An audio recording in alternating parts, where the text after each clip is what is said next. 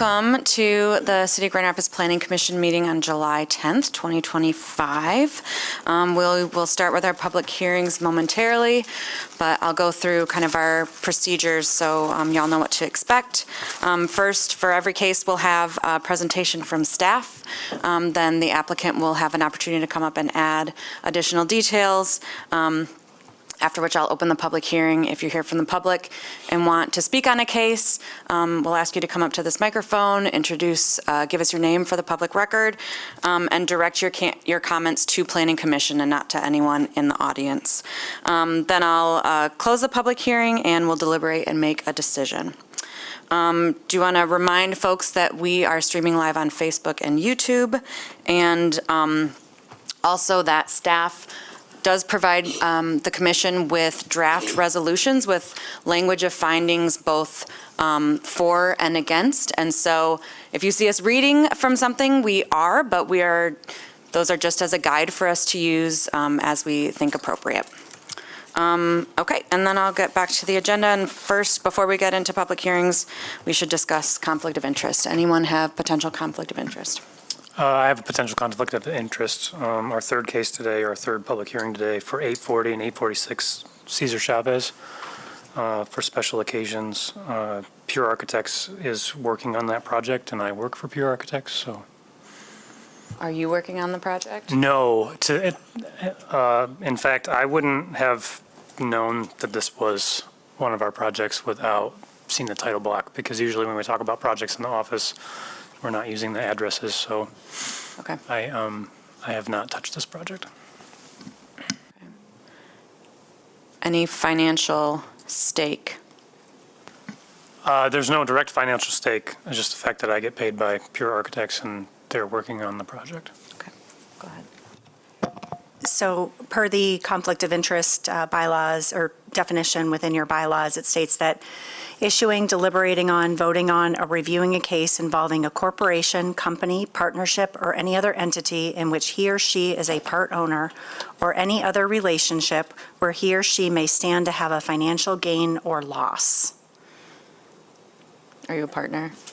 I am not a partner of anything, and I am not going to lose my job based on the outcome of this. So I don't think there's any financial connection, but you're welcome to make whatever decision you feel is appropriate.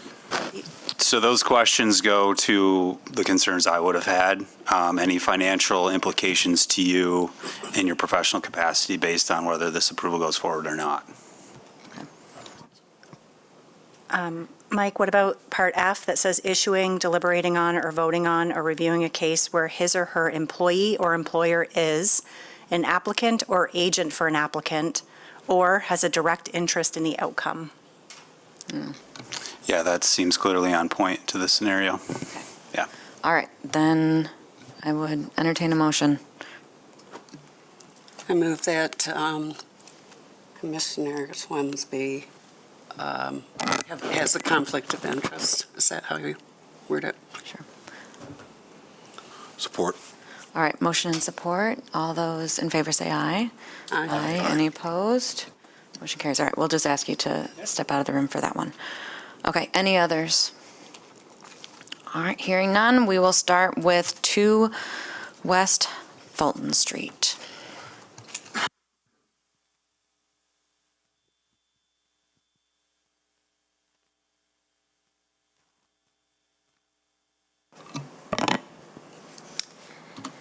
The first item on the agenda is regarding the subject property at 2 West Fulton Street.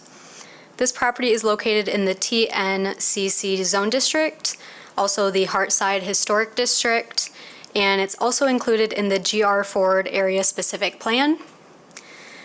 The GR Forward Plan designates this property as a targeted active commercial corridor, and in this corridor, parcels are subject to the land use regulations applicable to the TNTBA zone district, where ground floor office use requires special land use approval.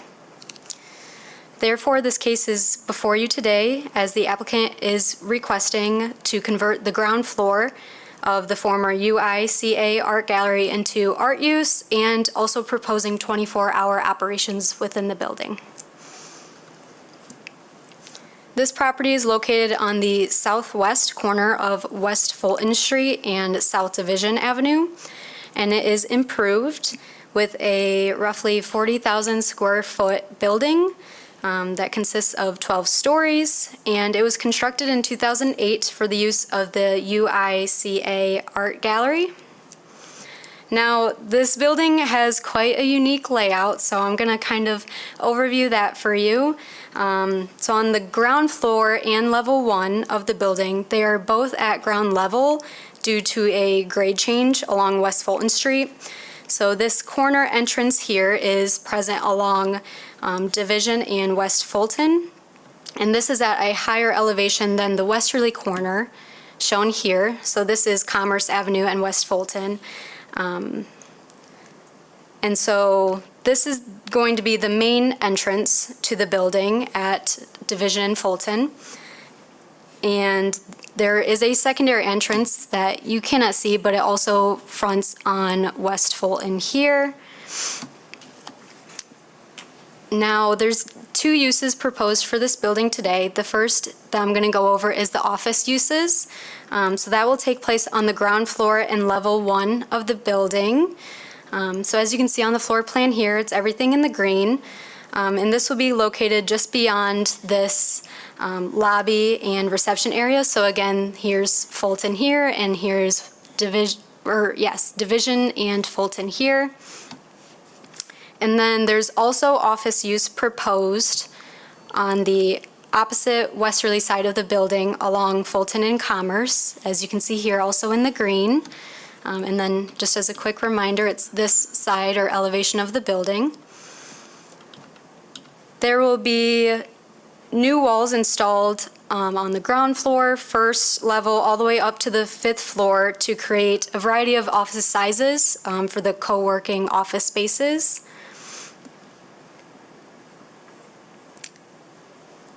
And with this use, the Planning Commission should consider whether it's appropriate for members to have 24-hour access to the building and if the ground floor office use is appropriate.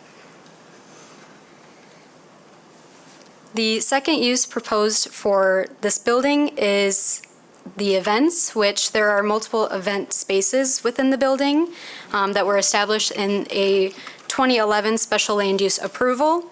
So these spaces include a 200-seat theater that you can see here in the purple. So this is present on the ground floor below grade and on the first floor. And there's also an art gallery lounge on levels 4 and 5. And then there is a rooftop patio as seen in the blue here, again on level 5. And again, these are to be used for the event spaces. The proposed hours of operation for the events are going to be held between 9 a.m. and 11 p.m. As these proposed event areas and operations align with those approved by the Planning Commission in 2011, additional Planning Commission consideration of these event uses is not required today. However, the Planning Commission should consider the security measures in place to host such events and have the 24-hour operations within the building. The applicant has indicated that signage with QR codes was displayed during construction to gain insight from the community, in which feedback included desires of the building to be allowed for startup businesses and retail pop-ups, as well as opening the theater to business events and other uses, and for the rooftop space to be available to support residents and nearby community. The applicant also attended a public event held on June 11th with Start Garden, which is a nonprofit incubator partner, which will occupy some of the office spaces within the building, and the applicant can speak to that. And to date, 1 letter of opposition and 1 letter of support has been received.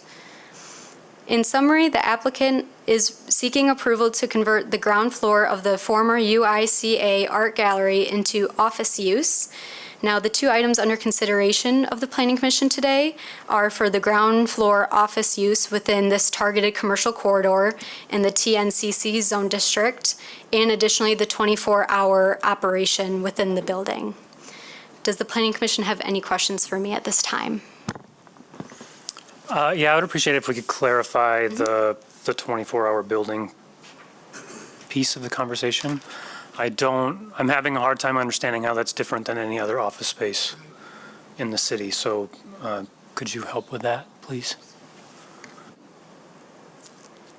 Yeah, so the building will be open to members of the office spaces, the co-working spaces, 24 hours in the downtown area. I guess I'm curious about why it's under our consideration. It's So every single office that I've worked in town was available to me 24 hours a day. Yep. 7 days a week. So is it just, I is think, it like an ownership structure problem? I'm curious why it's under our consideration. perhaps we were being a little bit conservative in our interpretation, but because this particular business model is more of like a membership-based versus a single employer, I think we wanted to make sure that it was clear and that permissions were in place. Should there be a question about whether or not that membership-based employment, a part of the organization, was covered, we don't have a problem with it. Like I said, we were just making sure that there was no concern or no question as to whether or not that was permitted, given it's a little bit of a different structure than a traditional employer such as what you work for.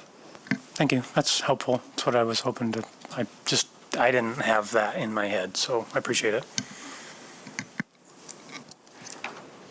And just a point of confirmation on that same track, that the 24-hour access does not include the event space?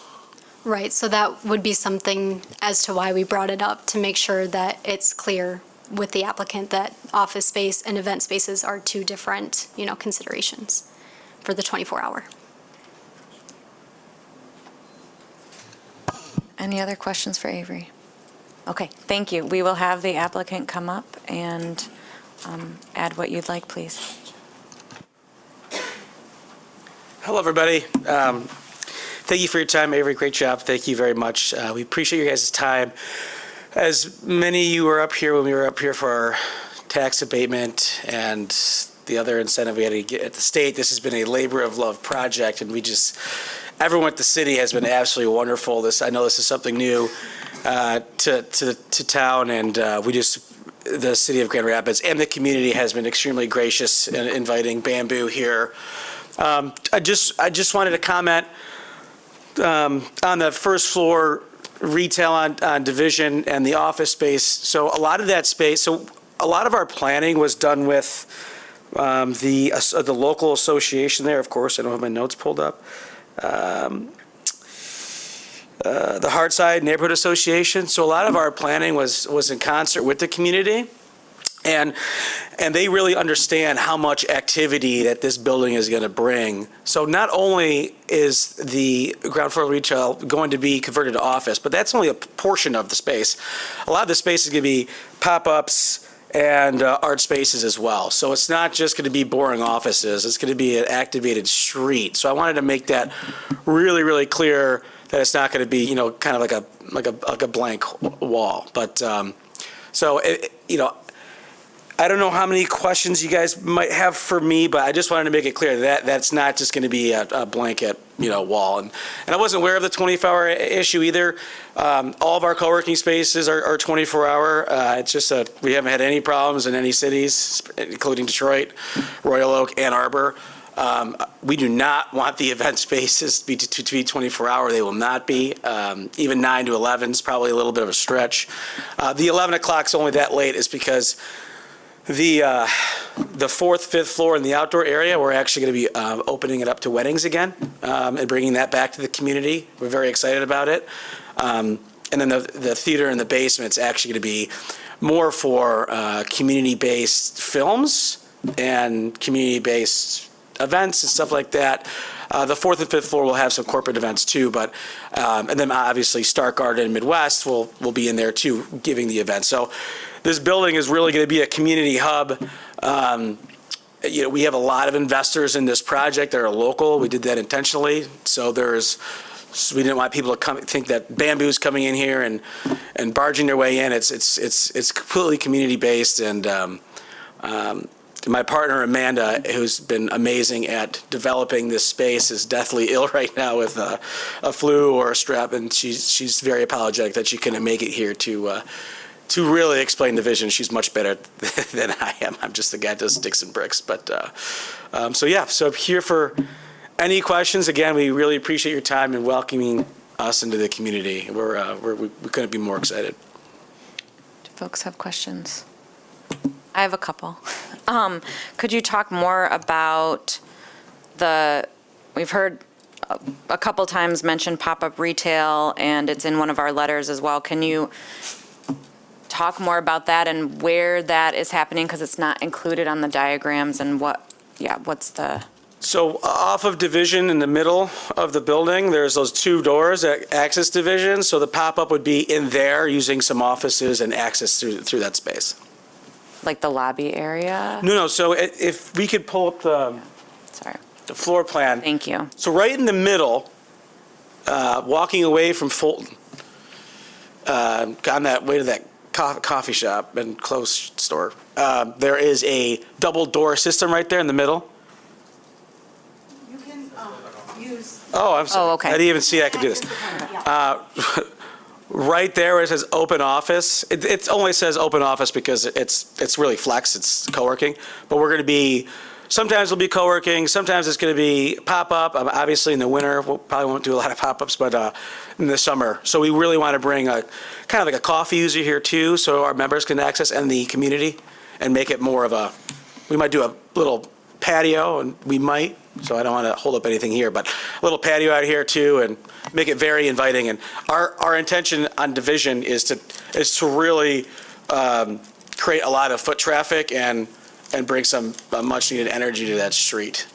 All of our spaces bring a lot of energy to our corners, and that's our intention there. Okay, thank you. And then you're using the main entrance, the primary entrance, are you going to use the secondary entrance along Fulton as well? So this is our primary entrance for guests and members, and then the one on Fulton will be just key access only. Sorry. Okay. The one on Fulton will be key access only. That will just be pretty much private doors. And then Stark Garden will have their own entrance.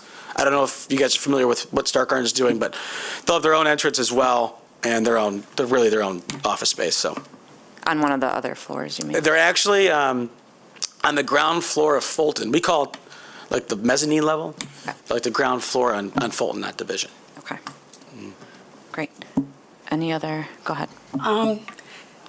Can you give, since you have these in other places, and it's unique, can you tell me what kind of businesses or people are using this kind of space nowadays, since so many people work from home? Sure. And what kind of pop-ups? Okay. Give examples. Yeah, so businesses are tech startups, marketing firms, attorneys, insurance companies, satellite offices we have a couple international companies in our Royal Oak store and our Ann Arbor store, Panasonic's in Ann Arbor, if you can believe that. We have solo entrepreneurs, digital nomads. You kind of name the industry, we have it. We have multiple title companies and multiple store locations of ours, and competing title companies. It's kind of interesting. So, honestly, it's been kind of weird. When we first started the business 10 years ago or 12 years ago now, we thought it was going to be all, just startups and tech. But we started realizing that traditional businesses kind of wanted to be next to these startups because of the energy and a lot of the conversations and the collisions that used to happen in traditional office spaces are happening in the co-working spaces because people want to be there. And it's, to get into the space, it's $100 a month. You can walk into anybody there. And with Stark Garden there and their support with their members and what they do in their accelerator and their events, it's going to create kind of this interesting traditional to startup to incubator. And then you have all of our stores, or locations, sorry, anybody can work from anywhere. So if somebody wants from downtown Detroit, hop over to Grand Rapids, they're coming. And same thing with Ann Arbor and Royal Oak and in Midtown. We're opening a store there too. So, in Detroit. So it's going to be really unique. You know, the Bamboo's ultimate goal is to, and I apologize, like I said, Amanda's so much better at explaining all this than I am, is to like create a connection of, you know, a private business connection, where there are startups and nonprofits, but like we're building an ecosystem of thousands of businesses and people where they can communicate and start going to each other's events and start really building an ecosystem that's favorable to startups and small business, and which we haven't had really in Michigan for a long time. And I know there's a lot of other groups doing kind of the same thing, but you know, our sixth location, you know, hopefully we can get to Traverse City, and then we're kind of finalize our Michigan footprint, creating this interesting ecosystem that hasn't been done before. That's the ultimate goal. Yeah. How much activity do you typically see in those overnight hours? Oh, I would say less than 2%, 3% of people. Royal Oak, I'd say, would probably be the busiest, and I haven't seen a soul in there in months. Okay. But we have to offer it because people, if they stay late, they don't have meetings, but a lot of these coders will crank all night, and as long as they have a comfortable office space to be in. For sure. Thank you. Yeah. Any other questions from commissioners or staff? Go ahead. Just curious. Well, two things. One, to kind of wrap up and sum up what you just explained, this building, this office space, well, your company in general is basically just a general service provider. Like you're open to anybody who has a business, who needs a space. That's what you're there for. Yep. Okay. And then We also do a lot of programming. I should probably add that too. Sorry. programming. Yeah, a ton of Great. programming. That's kind of what makes Bamboo tick is the events and the programming and the support we give and the lunches and all this stuff. And obviously that's why this building is preferred for you at this location, because it offers both, or it could offer both. Ironically, this building is not set up for office at all. So as you guys probably know, we loved it because it's iconic to the community, and it just had this feeling of bringing the community together because of the event spaces. Most of our buildings don't have event spaces this size, and especially the outdoor area. So I would say 40% of the business model here is the theater and the event space, bringing the weddings and the corporates and community events together. It's going to be very, very lively here. More so community events, not just events that are exclusive to, let's say, Bamboo members. I would say typically our community events to Bamboo members are 50-50 in other locations. Here it's going to be like 80-20. And the community and the Bamboo members will not use a 300-person event space. They'll use the kitchen area, or they'll use some other areas. But that theater and that fourth and fifth floor and the outside is going to be, I would say, and Amanda might correct me here, I would say 90% community. Like, we're going to start booking weddings hopefully next month up there for the community. So, How many events would you say on average? well, yeah, we'd love to get to 8 to 10 a month. Okay. Up there. Yeah, we'd love to get to 8 to 10, even though our conservative underwriting's 5, but I know it's going to be a lot more than that, so. Okay. And I don't think this matters too much, but just because I'm curious, it's mentioned that you'll have 5 staff members on site, including coworker managers and event space coordinators. Any of these people security or in a security function at all? I'm just thinking of at night, how do we keep people? We are in communication, because it's an HOA, so we don't own the whole building. We're in communication with the property manager to discuss further security needs that we might need. So there's been issues in the past at that building. We're hoping now that it's going to be lit up like a Christmas tree on that corner. It's going to be very bright. We don't turn off the lights. So that whole corner is going to be like a beacon. I mean, it helps that you're right across from the police station. It does help, but you know, I come from Detroit, and there's kind of at a 7-Eleven in one of our projects down there in the middle of downtown. It's a constant issue. So there are measures if we need to, but right now it's going to be security cameras, RFID passes, and there's going to be people in that building from, I would say, 6 a.m. to 11, 12. I mean, there's only going to be 6 hours of when it goes dark, and that building's not going to go dark. It's going to stay lit. And one more question. Will they use then the parking ramp? Do you have some access to that? So unfortunately, the city told me that the monthly parking passes are like a year behind in that ramp. So we're going to be utilizing, there's a couple, one, I think 50 Ottawa's one, and another one that are right there that we're going to be, we already have some passes, but we'll be seeking about 100 to 150 parking passes for our office members that have been, like, we can't move over without parking. It's the first people I've ever said that in any city we've worked in. So we've been working actively to secure parking spaces here. Thank you. Anything else? Okay, thank you. Go ahead and have a seat. And Thank you very much. I will open up the public hearing. If you're here to speak on this case, come on up and share your thoughts with us in 3 minutes or less. Going once. Okay, seeing none, we will close the public hearing and turn to fellow commissioners for discussion. I remember when UICA was put in there, and I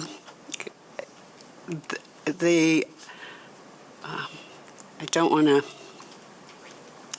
fault anybody, but the layout is a very extremely difficult layout, even for a museum. There's ramps and different floors and things. So I've watched things come and go and wondered what could ever fit in there that could utilize this unique space. And so this is an idea that I think fits both the kind of urban of the Contemporary Museum, Urban Institute, Contemporary Art kind of idea, in that it's a contemporary idea. It's the future, I think, and the idea that it's going to be lit up. Thank you very much. Create activity there as much as everybody would have liked retail along there. You need and I said this when we talked about Tower Pinkster too, you need the employees to support the retail and restaurants that are there. And so I like this use, and I think it adds both a component for a way of working that is moving, and of course, particularly when we're hearing stories of, a lot of office vacancy because people are working from home. So I'm delighted and interested and glad you finally made it to the west side. So my initial concern was just over, I think, as was mentioned by fellow commissioners, the security concern, particularly on that corner during off hours. So with the applicant's mention of security, those discussions in place, that would satisfy that. I think it's a very interesting use for a very eclectic building. Yeah.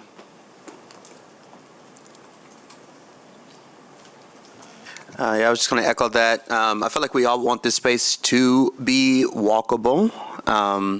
This is definitely a good corner for that. And the reality is, it's not really. It's just, there's the big street there, there's a street light, and then there, of course, there's the Secretary of State / the police building right there, which is a brick wall along the street. It's not fun to walk down there. Now, that being said, I think there are definitely some uses that we could have there to encourage that. And in this case, I think it's a good mix of both. We're providing office space for people, especially startups and entrepreneurs in our city, who need this space, or who just want this space. And then we're providing a nice space for people who are walking past, and those people who are working down there to be able to go in and utilize that. To your point, Commissioner, it's a weird layout of the building, so I'm interested in seeing exactly how it's going to work. But listen, it's not my job to figure out how it works, and if it does, it does, and if it doesn't, well, we understand why. But either way, I think this is a good use, and I'm in general support of it. I don't need to go much further than everybody else, other than the fact that I have no problem with the 24 hours, with it being open 24 hours. It's no different than other office space in the city, and will probably be used about the same frequency, which is, per testimony, not very often. So I think, retail and like a more active public use is probably preferable at grade at this building, but I don't think that preference is enough to make me not say this isn't appropriate. I think that it is fine.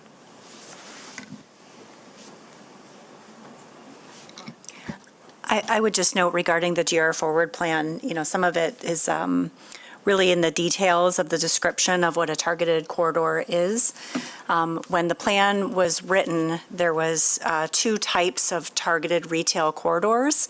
One was more of like an incentive-based and a desire to have retail, but a recognition that maybe not everywhere was going to be appropriate or helpful to the vibrancy of the overall corridor, whereas other streets were identified as a requirement to have that active use. However, in the implementation of how do we take that vision or that policy to actual ordinance language, there really was nothing in between for us. And so a lot of those targeted active corridors, which this is, I hope I named that correctly, and the targeted required corridors were all under the same land use classification of a special land use. So going through the actual language of the GR Forward Plan, hopefully that was made clear that although it is a special land use and our special land use standards would suggest that it's, a deviation from what is expected, I think that the land use strategy of being a preferred street or incentivized street per the plan language makes it I think, a more palatable request in terms of what our overall vision is for this particular area of the city. So I don't know if that's helpful, but the nuances in the GR Forward Plan, I think, are important. Yeah, thanks for that. I do, even though we didn't have folks come up to the mic today, I do want to acknowledge that we did have a couple letters from the public in our packet, which we have reviewed. And so one of them was a letter of opposition related to really just having the desire to keep retail in this space and along this corridor.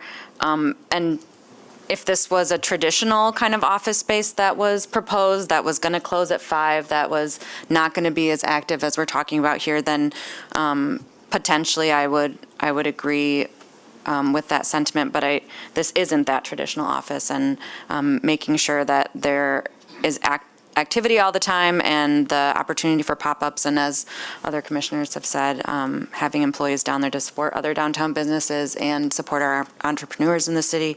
I am in full support as well. I would entertain a motion. Now therefore be it resolved that the Planning Commission approves the request of 2 Fulton Street West LLC, Michael, I hope I say this right, Ferlito, to use the ground floor of 2 West Fulton Street West for office use with 24-hour operations for the following reasons.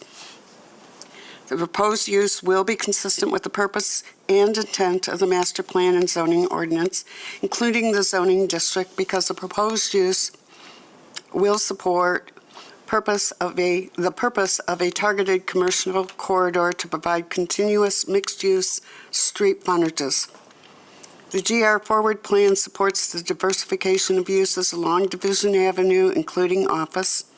The proposed use will support the 2024 Community Master Plan, a strong economy recommendation to utilize and underutilized commercial buildings to support non-retail businesses to encourage additional investment and activity, which will better enhance the potential for future retail use. The proposed use will meet the site plan review standards of Section 5.12.08.E because the building is existing and was constructed to meet all provisions of the zoning ordinance.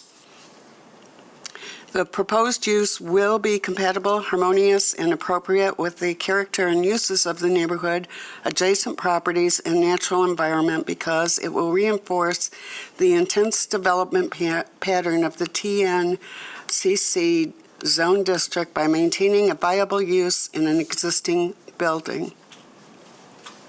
Potentially adverse effects arising from the proposed development on the neighborhood and adjacent properties will be minimized through a building that is appropriately positioned on the site and consistent with the requirements of the TNCC zone district. Available on-street parking, off-street parking, and transit, building and entrances appropriately oriented to the front. The proposed uses will not be detrimental, hazardous, or disturbing to existing or future uses or to the public welfare by reason of excessive traffic noise or visual clutter because anticipated office traffic generally will be low, consisting primarily of employees. Unknown caller. Oh, I am so sorry. Somebody had something else to say, I guess. Where was that, 3B or 3A? 3C. Close. The proposed uses will not be detrimental, hazardous, or disturbing to existing or future uses or to the public welfare by reason of excessive traffic noise or visual clutter because anticipated office traffic will generally be low, consisting primarily of employees. The office use with proposed 24-hour operations is not anticipated to generate additional traffic during late night or early morning hours that might disturb area residents. The proposed use will adversely affect the walkability of the neighborhood. Will not, yes, excuse me, I saw that too. Adversely affect the walkability of the neighborhood, impair pedestrian circulation patterns, disrupt the continuity of the urban street wall, or otherwise hinder the creation of a pedestrian-oriented environment because the use of the building as proposed could bring vitality to this area of downtown, reinforcing a character conducive to a pedestrian-oriented environment.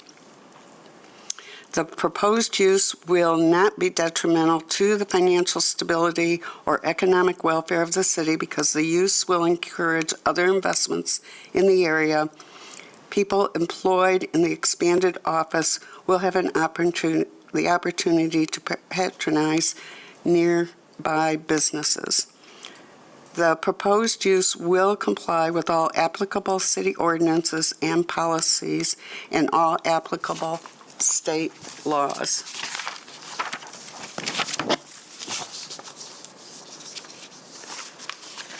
Excuse me. Be it further resolved that the following conditions of approval shall be applied to this project. Standard conditions set A approvals, which are on the screen before you right now. Sorry. It says no need. If it's not bold, just hold it. Sorry. That the application and plans submitted by the applicant and signed, dated, and stamped by the planning director shall constitute the approved plans except if plan elements do not meet ordinance requirements and/or as amended in this resolution. 2, that you shall operate according to the application and per testimony as recorded in the Planning Commission minutes. 3, that the approval does not include any proposed signs, and any future signs shall be subject to the requirements of Article 15 of the ordinance and permits received prior to installation. 4, that a land use development service, LUDS permit, building permit, and all other required permits be obtained from the City of Grand Rapids prior to construction, demolition, or operation. 5, that any expansion of the approved special land use requires an additional special land use review and approval by the Planning Commission. 6, that the proposed use will comply with all other applicable city ordinances and policies and all state laws.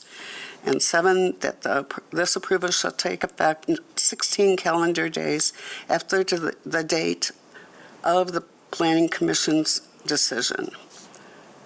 And then that the approvals of June 9th, 2011 to serve and sell alcohol for on-site consumption during films, performances, special events, and facility rentals for activities occurring no later than 11 p.m., both indoors and on the outdoor terrace, shall remain in effect.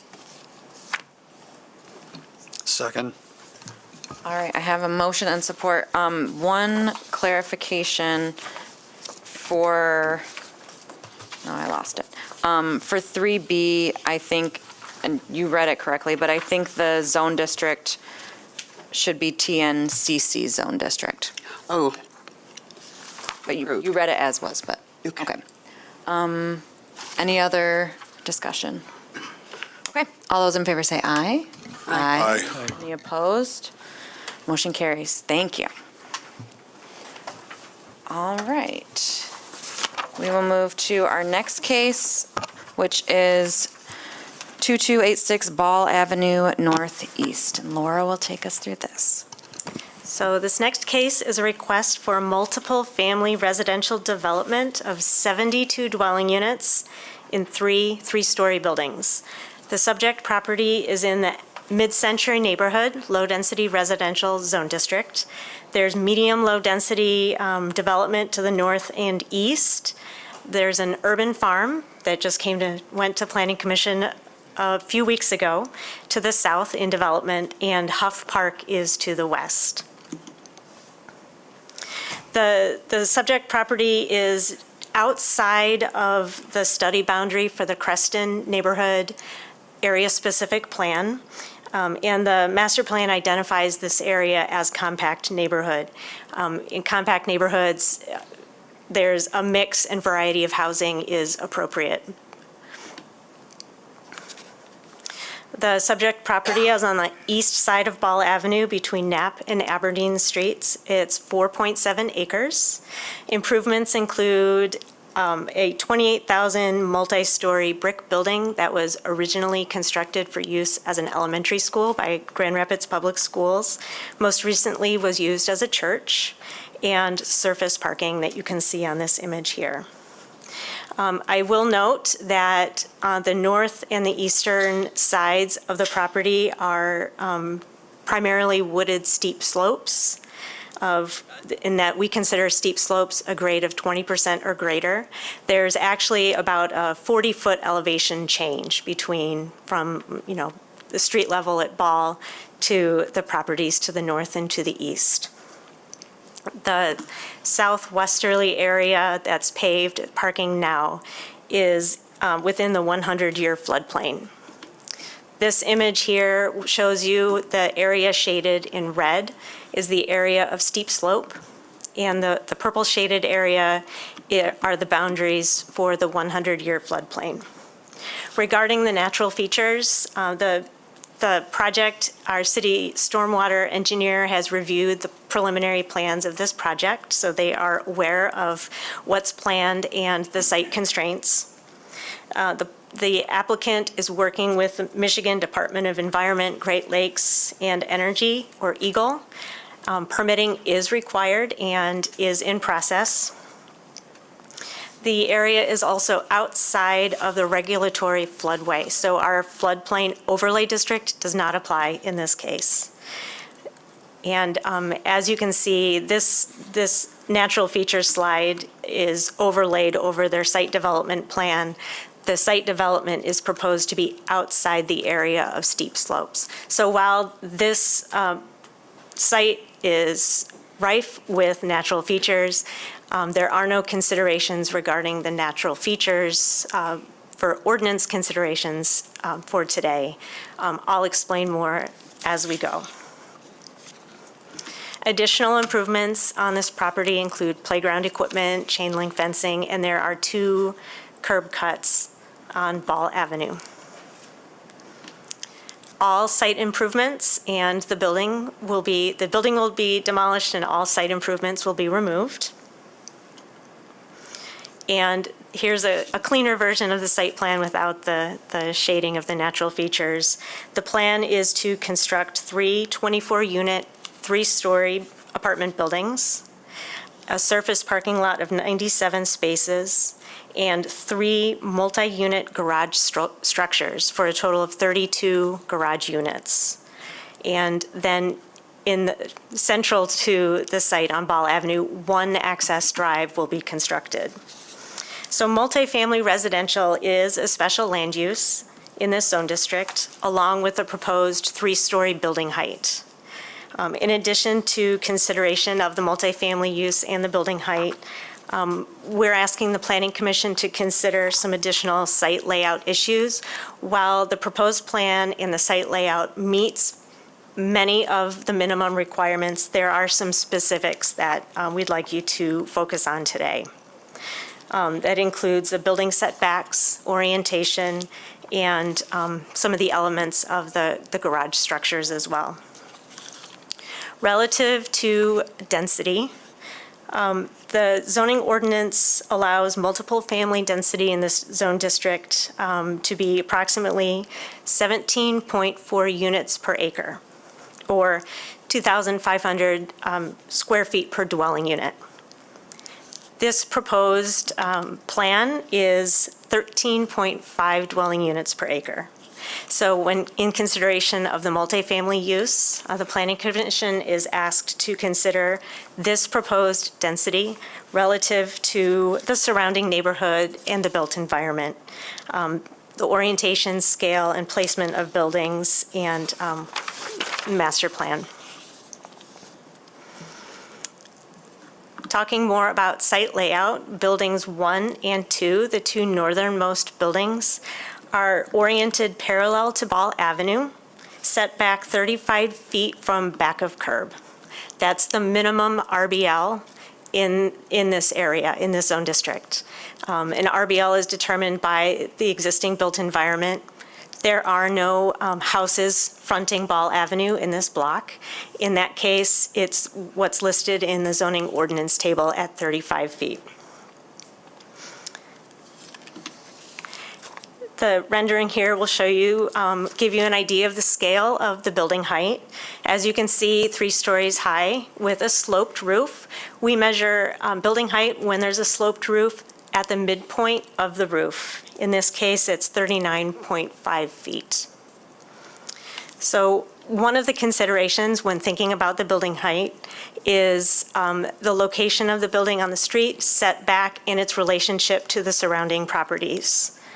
The applicant provided an exhibit to show building height relative to the neighboring residential properties to the east. The red box area is the area that is shown in this elevation cutout here. So as you can see, as you move east, the slope of the land increases elevation significantly. And so this gives you an idea of the building height relative to ground level moving east. The other consideration is proximity to Ball Avenue and the building height with a sloped roof and the massing with a pedestrian experience and the experience from the street.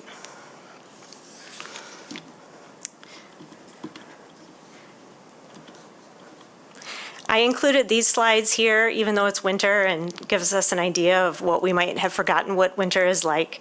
I wanted to show, you can see a little bit how the ground slopes up to the north, and behind the building you can see where the ground level is higher. Building 3 is the southernmost building on the property. This is proposed to be oriented perpendicular to Ball Avenue, facing the parking lot. Because the building has been turned perpendicular facing the parking lot, the transparency is what's labeled the south elevation here actually will be facing west towards Ball Avenue. And this is a transparency of 11%. Minimum transparency would be 15% on the front elevation. So the reason, if we go back to the natural features slide, you can see that the applicant was considering, protection of the natural features and the constraints existing on the site when considering the placement of this building.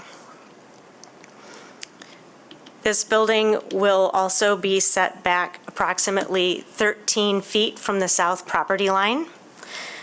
It's my understanding that the developer is exploring potential of increasing that setback to provide some additional space between the building and the south property line.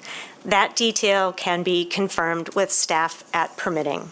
So relative to Building 3, we asked the Planning Commission to consider the appropriateness of the setback from Ball Avenue of 129 feet and the orientation of the building towards the parking lot with the 11% transparency facing Ball Avenue.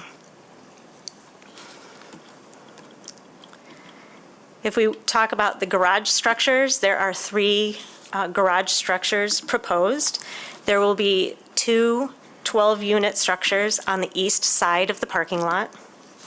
These structures will be approximately 145 feet long, and that would be an uninterrupted facade. They will not be visible from Ball Avenue. I would ask the Planning Commission to maybe have a discussion about the building and lack of transparency and the uninterrupted facade that 2 145-foot structures will have, the potential impact on the property. They will be up against that steep slope, so it may create an alley effect. It's just something to consider. The third garage structure will be an 8-unit garage structure at the west side of the parking lot. This structure is visible from Ball Avenue. And so the applicant has incorporated architectural details, some facade variation, and significant amount of transparency to this structure because it is visible from the street. They have proposed transparency of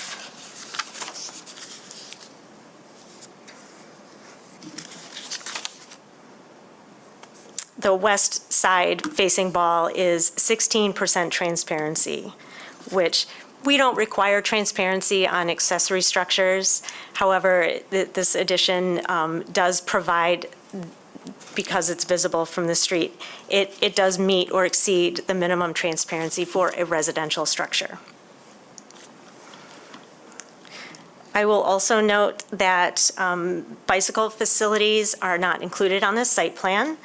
46 bicycle parking spaces are required, and covered bicycle parking is also required. This is a detail that the applicant can work through and with staff, and the placement of these structures and the bicycle parking can be confirmed at permitting. Relative to green site elements, a tree canopy of 48% is required. The plan that was submitted indicates that 40% tree canopy of 40% will be preserved with construction, and there's an intent to add the additional 8% required tree canopy on a landscape plan at permitting. The applicant has had significant communication with the neighborhood and the Creston Neighborhood Association. They can speak more to that. We have received a letter of support from the Creston Neighborhood Association. In sum, we are asking the Planning Commission to consider this multifamily development in the MCN LDR zone district, a building height of 3 feet, and the site layout and building placement on the property. Are there any questions for me at this time? Thank you, Laura. Any questions? I have one question, but it might not be for you. It is for staff, however. And so I am just wondering if there are plans or consideration for a mid-block crossing here? I'd like to phone a friend, Mr. Bartlett. Do you have an answer on that one? Due to the park being across the street and the length between signalized crossings.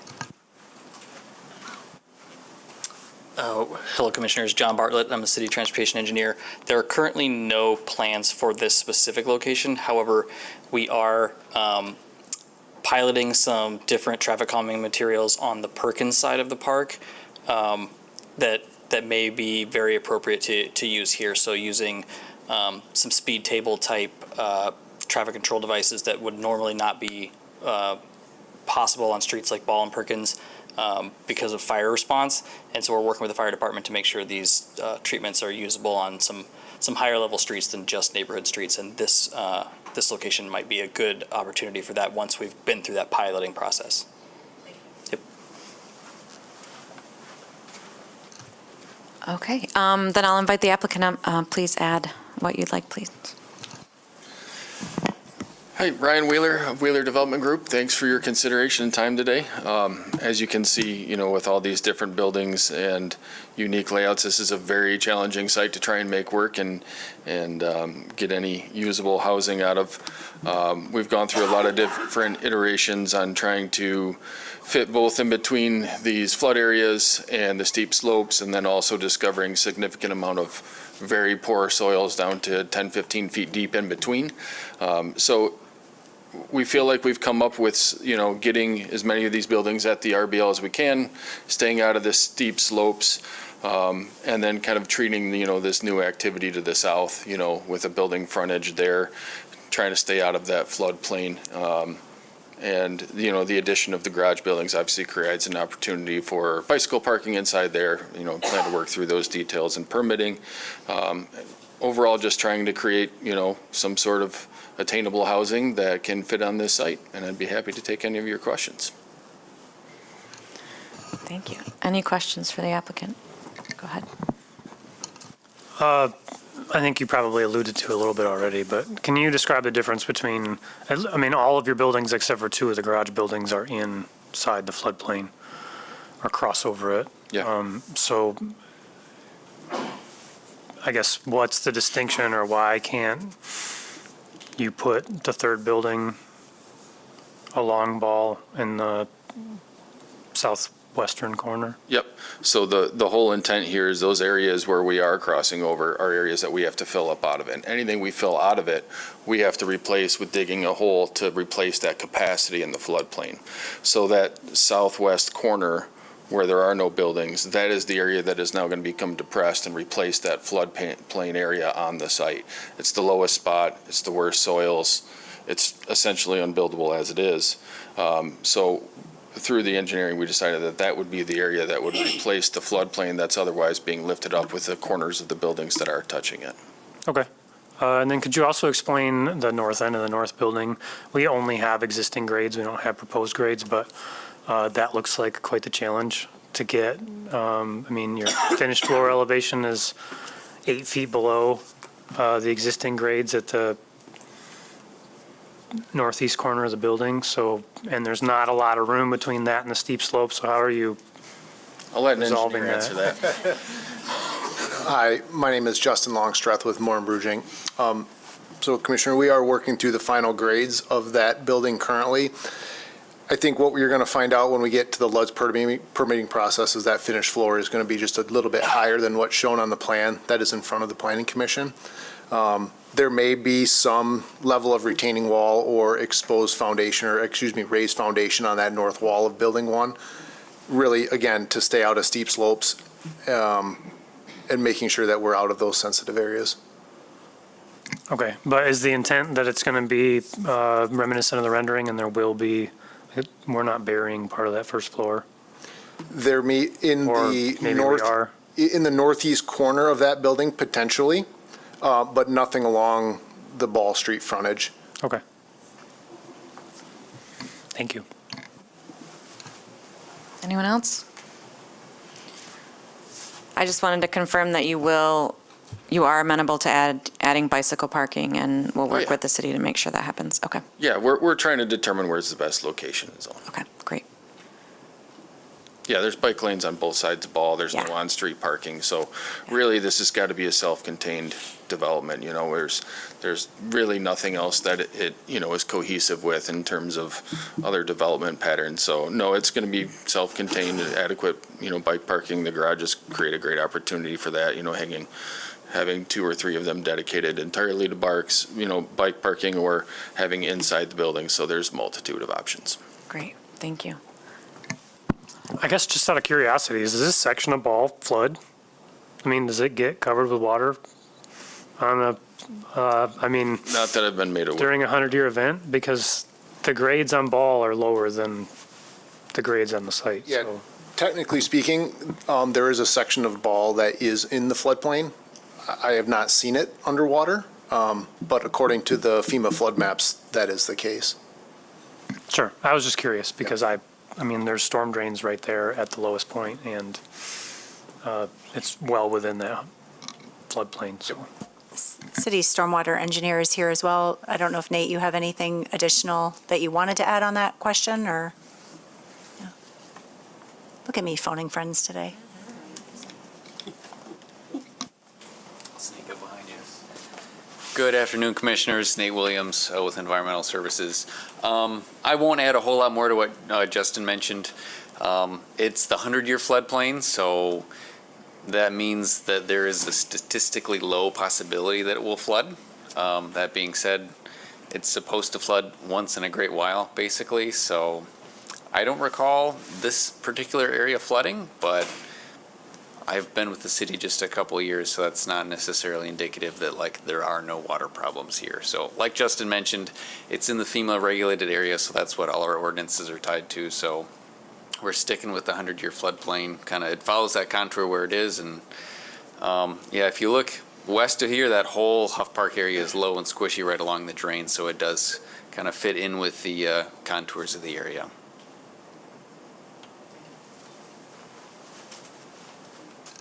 Okay, anyone else?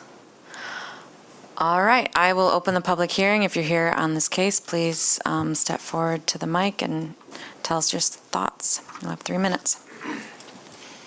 And please introduce yourself further. Hi, my name's John Persak. I own a property on Briar Hills adjacent to this development to the east. And several of my neighbors couldn't be here today. I'd like to make a couple points. From the city's website on what the city says about environmental stewardship. The city aims to protect and enhance Grand Rapids' environmental and natural resources through sustainable policies and practices. So I'd ask the board to consider if you're meeting that goal by building a new development that's going to share drainage with a protected wetland across the street in Huff Park. Second, I appreciate the developer reached out to the community. However, my neighbors and I did not get an opportunity to ask him questions. We never received an invitation to the meeting he held. Also, I'd like to point out that although I support the Crescent Homeowners Association, or the neighborhood association, they're over 2 miles away from us. They don't really have as big of a stake as our direct neighborhood does in what goes in this property. So that's all I have to say. Thank you.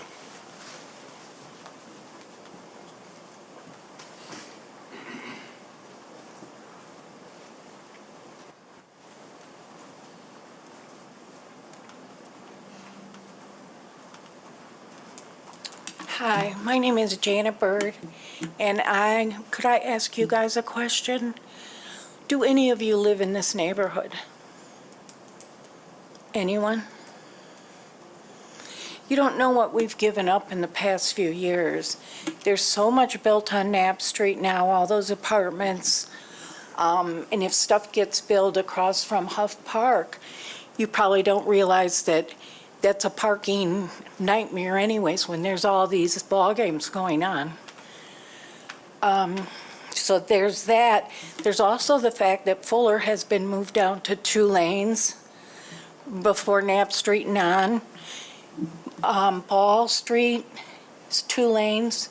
Knapp Street is 2 lanes, and you're adding, what, 300 more cars? 300 more drivers in that neighborhood with the 2 projects you have going on? And I know a lot of the people there, when we moved in, it was a nice neighborhood, it was quiet. There was no houses between my street and Paul Street. I'm on the only street that goes through from Leonard Street to Knapp Street. There's 2 ways out, and sometimes you have to wait 20 minutes to get out onto Fuller because of what they've done to the roads. So we're pushing more people into the neighborhood and closing our roads more. I understand that they did this to, slow down traffic. It doesn't slow down traffic. It just makes people angrier. And I just don't want to see any more projects in our neighborhood. You're taking away a lot from us. And Huff Park, it's a wonderful park. It's got a lot of animals. Right in that lot there, there's a lot of deer that come out there in the winter and the spring. And you're displacing them and they're moving into my yard and a lot of other people's. And I really don't want to see any more projects in that area. Thank you.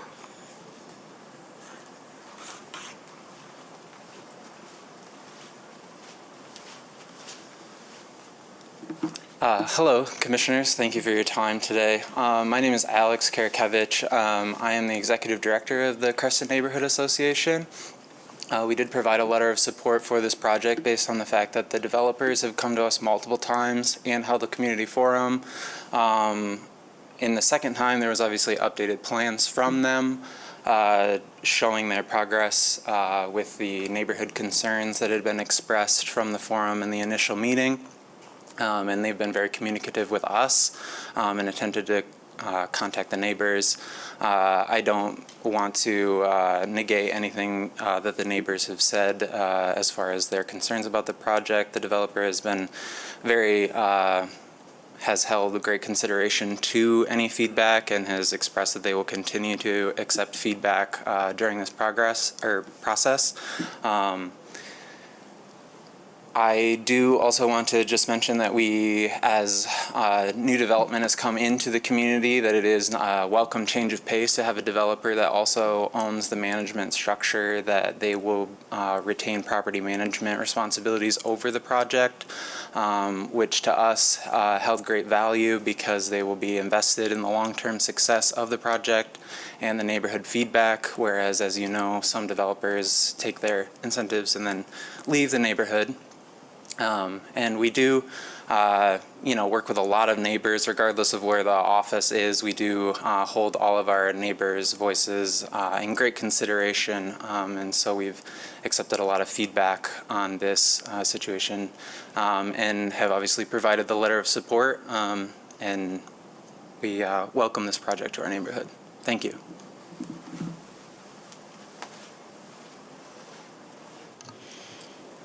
Anyone else wish to speak on this case? Okay, I will close the public hearing. If the applicant wants to address any of the public comments, now is an opportunity to do that. Yeah, obviously, it's always a challenge when we endeavor to engage with all of the different neighborhood associations. I know that this, got rolled into Creston somewhat recently, and, we did send letters out to all the neighbors. Apparently, not all of them received them. We did hold a forum on site in between a couple of our land use committee meetings with Creston, and and endeavored to engage with everyone as best as we could. Obviously, we could have done better. In regards to the environmental concerns of this is going to be a net gain of less impervious surface. So what's there on site between the building and the asphalt now versus what it's going to be after, it's going to be a more natural site. Great, thanks. Any additional questions that came up for folks? Okay, let's move to discussion. I have a question for staff, I think. Is it, this is 72 units, I think, right? And is it required to have a traffic study done, or?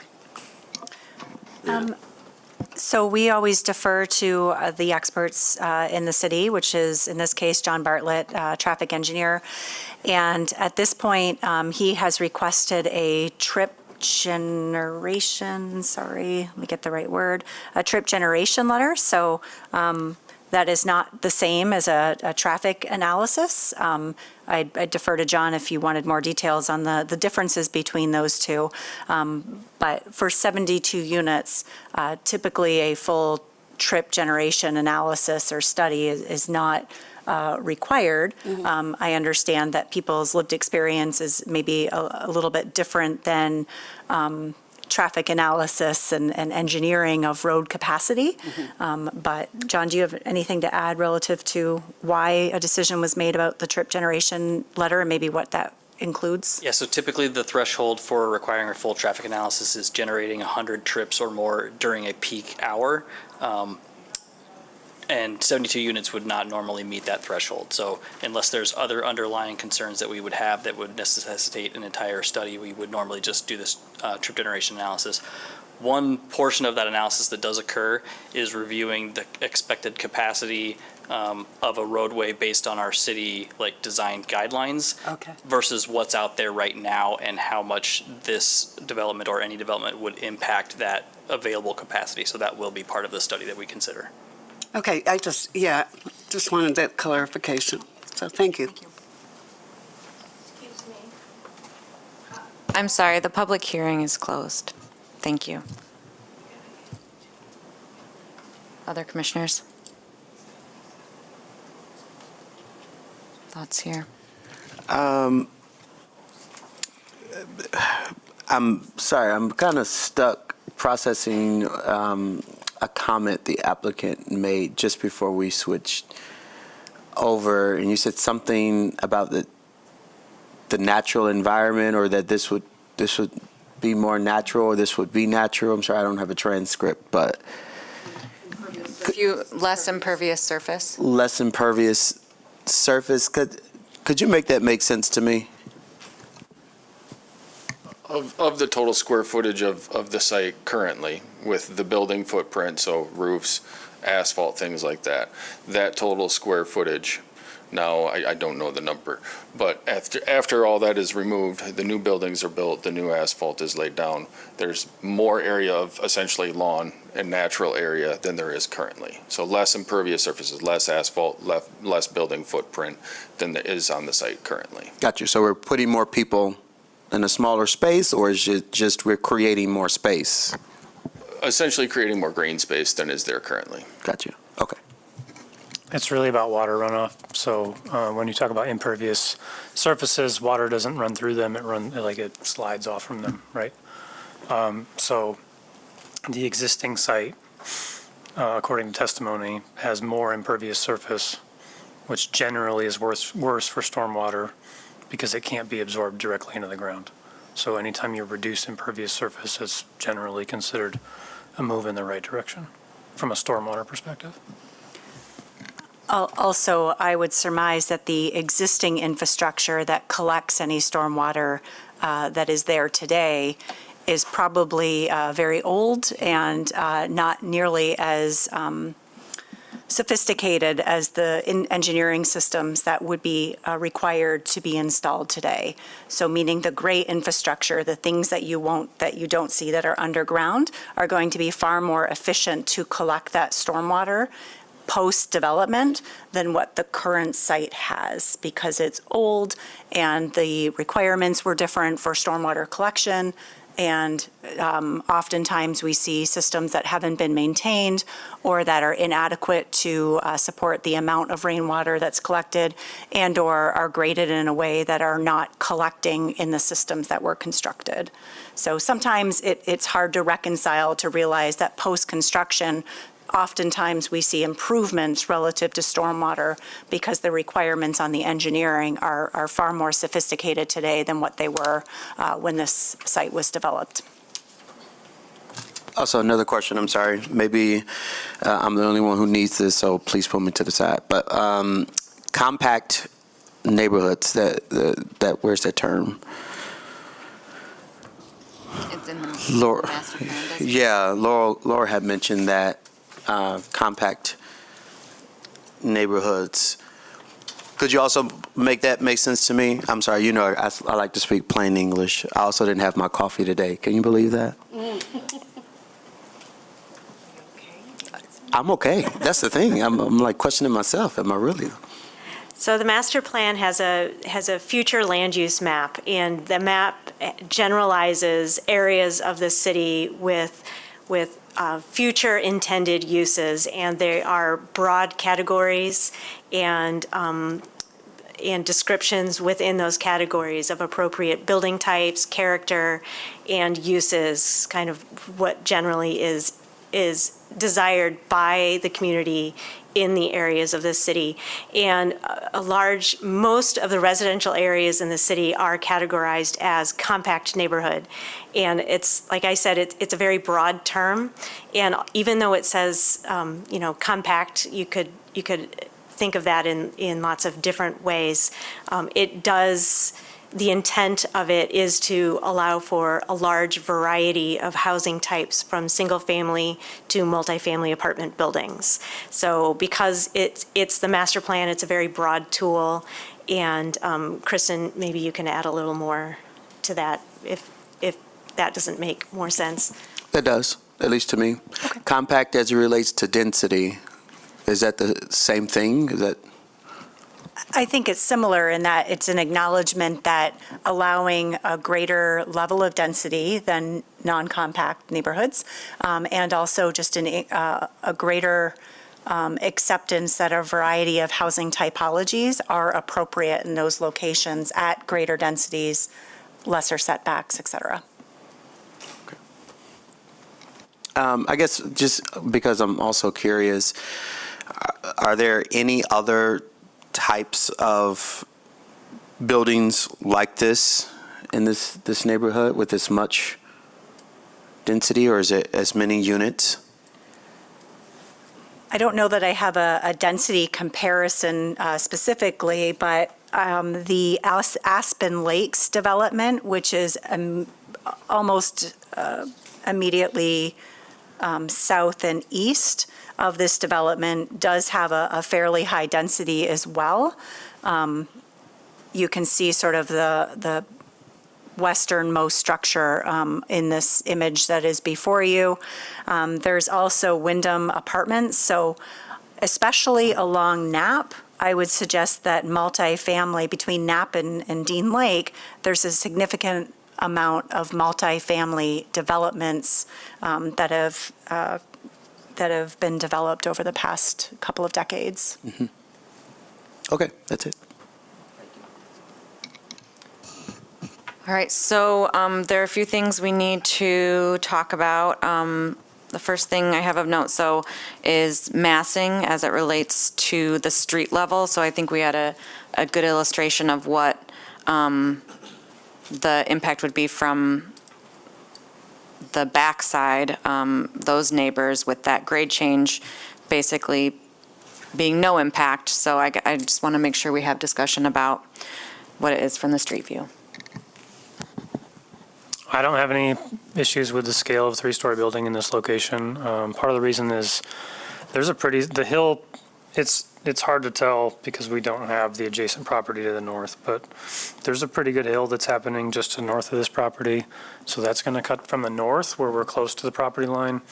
That's going to significantly reduce the presence of the building.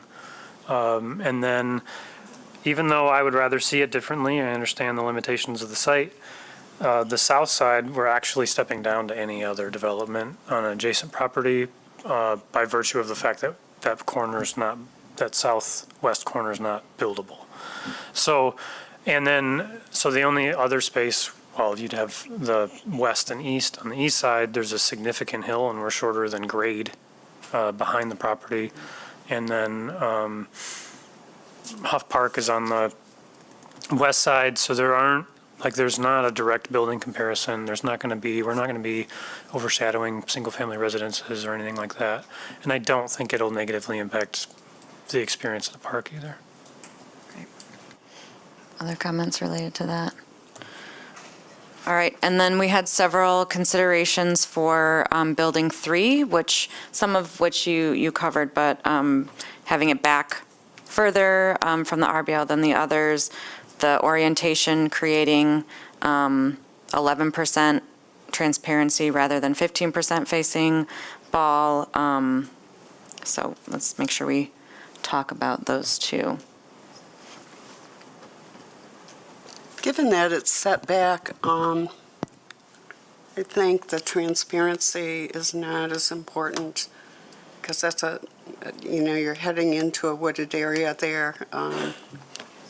So I'm comfortable with the amount of transparency. I think what we're talking about is to the west. Yeah. Great.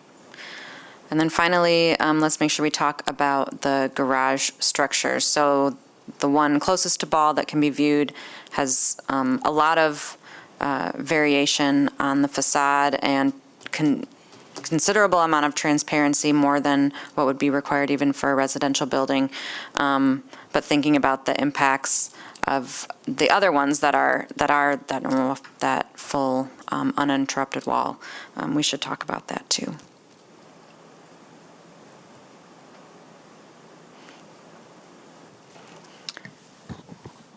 I personally am not super concerned just because it does back up to the steep slope and isn't visible for neighbors and folks going by. But if others feel differently, I'd welcome their thoughts. The drawing shows there's plantings that are going to go in there and further block the view of that building too, right? Let's see. Yeah, the elevation of the garage is facing Ball. There are what appear to be like transom windows towards the top portion of the elevation, and then there is some landscape screening proposed for the base of the, there we go, at the base of the garage structure. So what you would see from Ball is at the bottom of the screen. I think clearly that there's some additional landscape plans that would need to be submitted to identify street trees and additional landscaping around the site. We typically require that at the time of permitting, so there's some additional landscaping that would need to be added, and I'm sure the applicant's aware of that too. I also like the variation in the roof structure, so it creates almost a more residential look on the one that's facing Ball.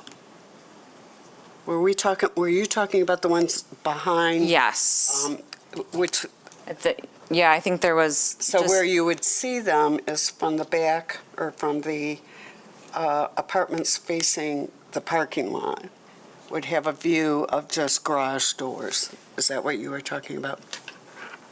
Well, just the uninterrupted wall on the back, there was a comment about it potentially created an alley effect without there being more transparency or variation there, but. So I think my thoughts are probably in line with yours in the backing it up against the hill. It's a steep slope, so yeah, there might be people back there, but it's not going to be a lot. Right.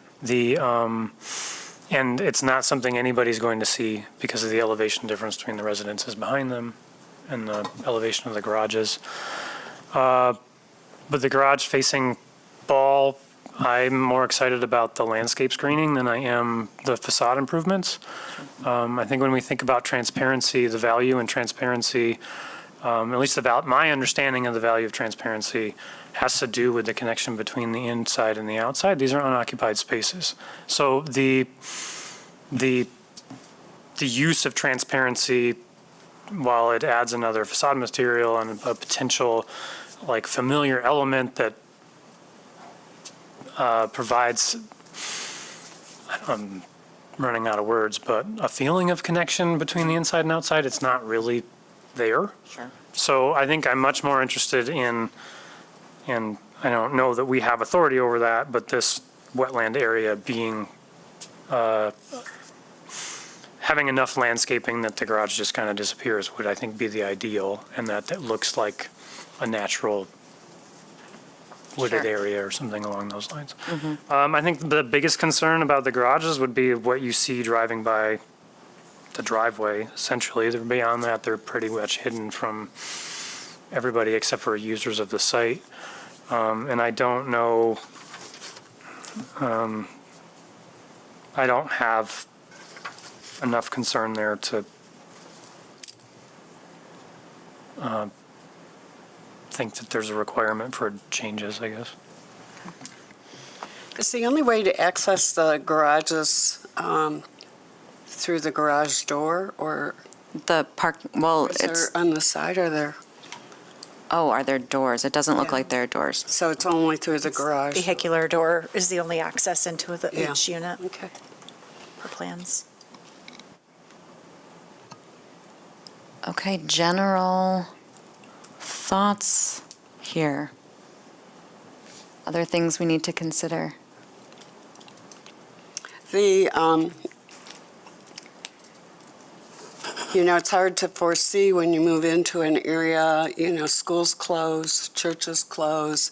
I particularly like when we do lose a school, which is a great resource, but need, because of demographic changes or whatever, I secretly wish they could be converted to housing, since we need housing. So I'm glad that this site, which has a wonderful location and amenities of the park, could then provide that need, and with a bonus of less impervious ground, which I didn't realize, which is helpful to the whole site and the environment in that area. Yeah, I too appreciate that we have proposed building where there already is infrastructure to support it, and that because of the advancement in engineering, that infrastructure will actually be improved as a result of this.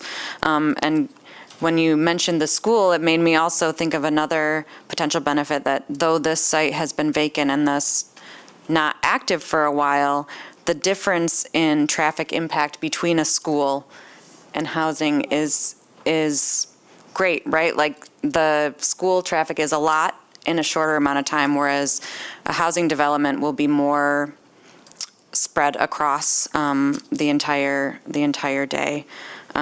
So that is a benefit too, as it relates to traffic. I am excited about the fact that there's some traffic calming pilots happening, and would love to see something here to create better kind of access to the park for folks that might be living in this development. Though I don't live directly in this neighborhood, I do have kids that play baseball, and so do use Huff Park for that as well. So I'm glad to have that resource in our city, and that I think this is an appropriate location for this development.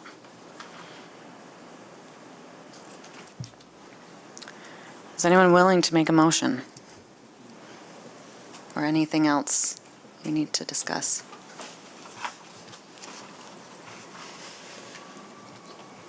I can't do it, y'all. I can do it.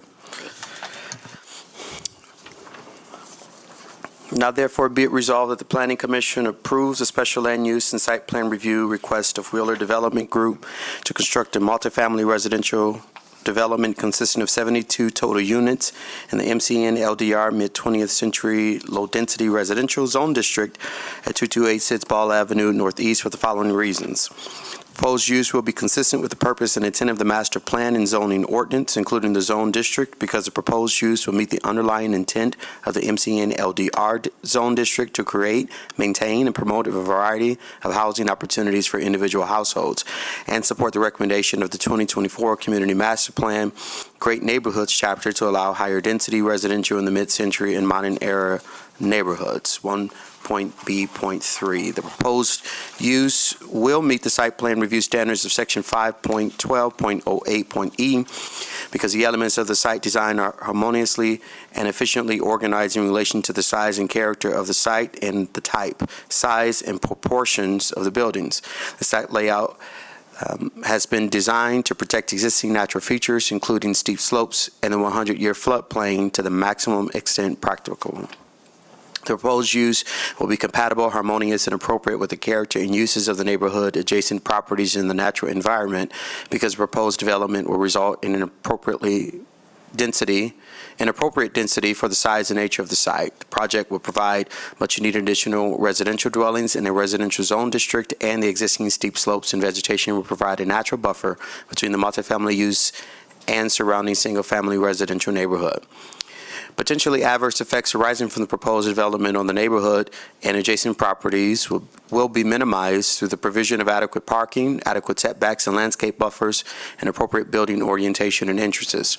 The proposed development will not be detrimental, hazardous, or disturbing to existing or future uses or to the public welfare by reason of excessive traffic, noise, glare, or visual clutter, because the anticipated traffic associated with the number of proposed dwelling units is appropriate for the area, and adequate setbacks will be provided to abutting uses. The proposed use would not adversely affect the walkability of the neighborhood, impair pedestrian circulation patterns, disrupt the continuity of the urban street wall, or otherwise hinder the creation of a pedestrian-oriented environment, because the proposed development will reestablish the street wall that is consistent with current design standards for the zone district, and on-site pedestrian walkways will be provided and will connect to the city sidewalks.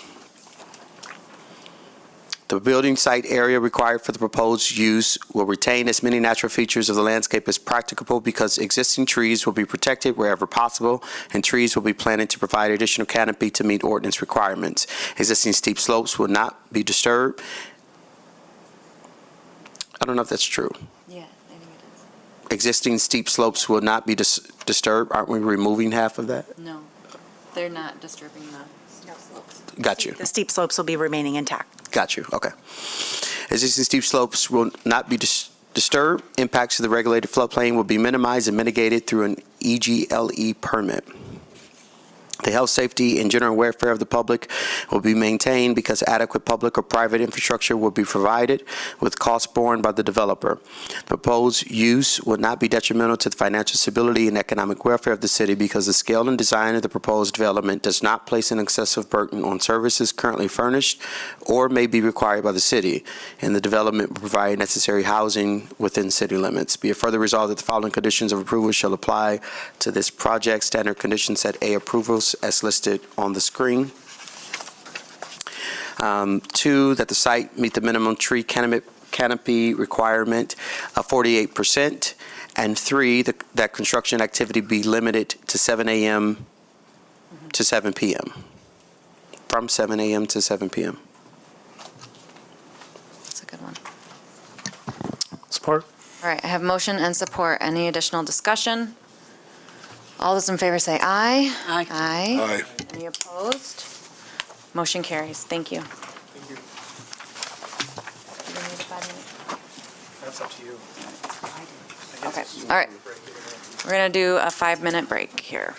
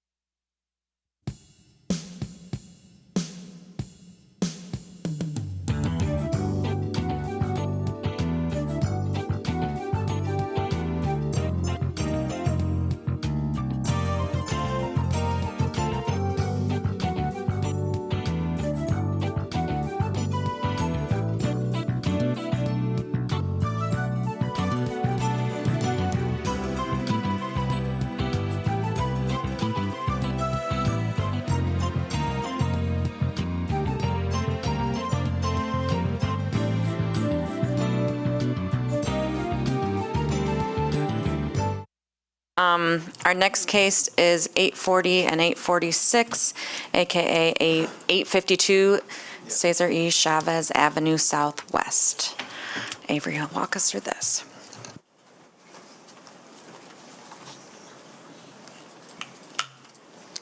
The next item on the agenda is a request to establish an event venue and banquet hall to include alcohol sales, live entertainment, and outdoor seating at 840 and 846, AKA 852 Cesar Chavez Avenue Southwest.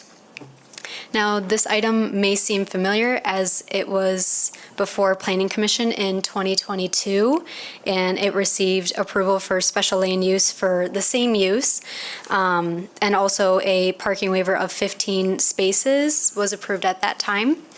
The project did not move forward at the time, and the special land use approval subsequently expired. Now the applicant is seeking approval again with some plan modifications, such as an increased occupancy than the plan that was originally approved in 2022. The site is addressed in the Granville Avenue area specific plan, which identifies this area as traditional business area, which includes active ground floor uses, retail services, etc.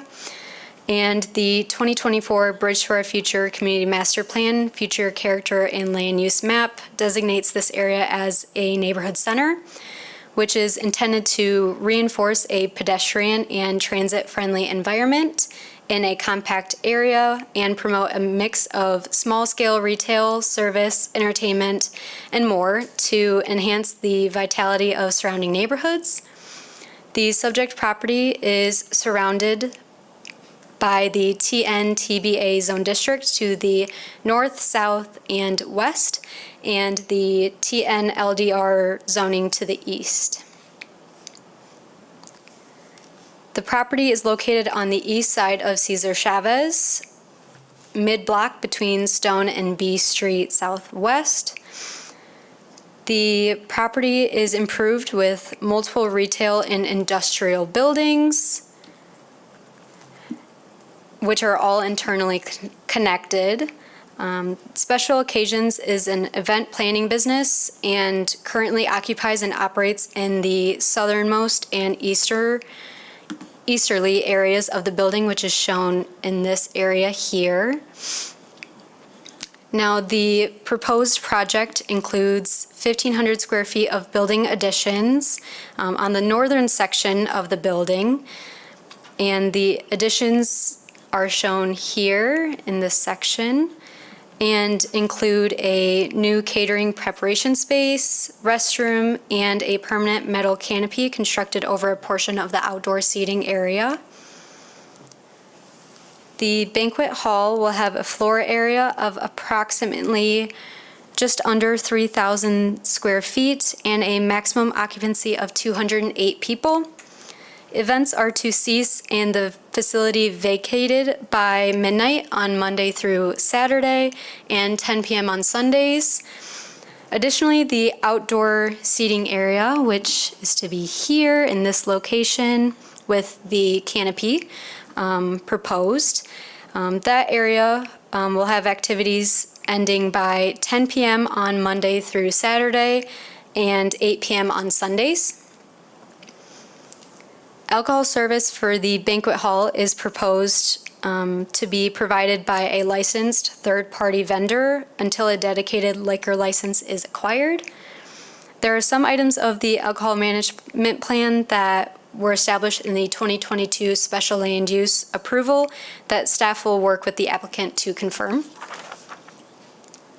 And there is also an associated parking lot across the street, shown here, that has 22 parking spaces. Now, the parking requirement for an assembly use is 0.25 spaces per seat, and with the proposed occupancy of 208, there is a parking requirement of 52 spaces. So the parking is deficient by 30 spaces, and there is approximately 11 parking spaces available You can kind of see the area here between the subject property and the property to the south, which is a church at 860 Cesar Chavez. There's also in the site plan, this portion here is where the 11 parking spaces are, and staff has requested a parking agreement for the shared use of this area be provided by the applicant. The deficient parking spaces can be addressed with a combination of sufficient on-street parking along Cesar Chavez, which you can see in this image here.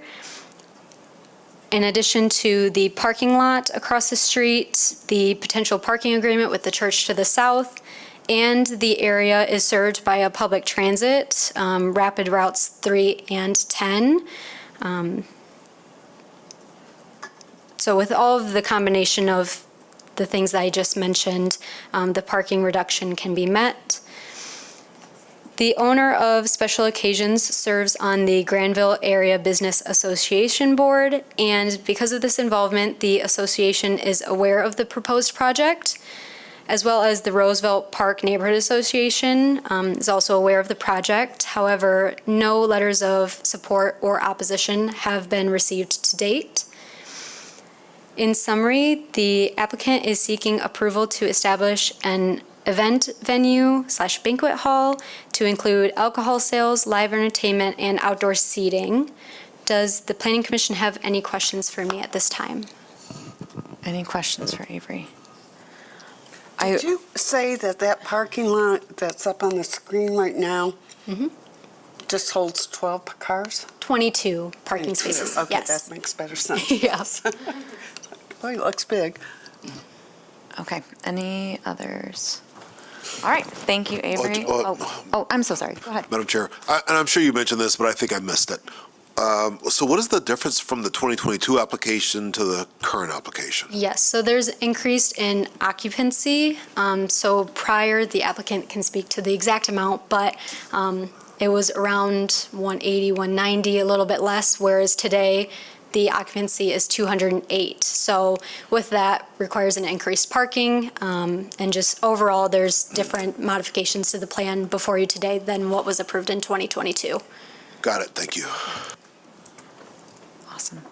Okay, thank you, Avery. The applicant, come on up.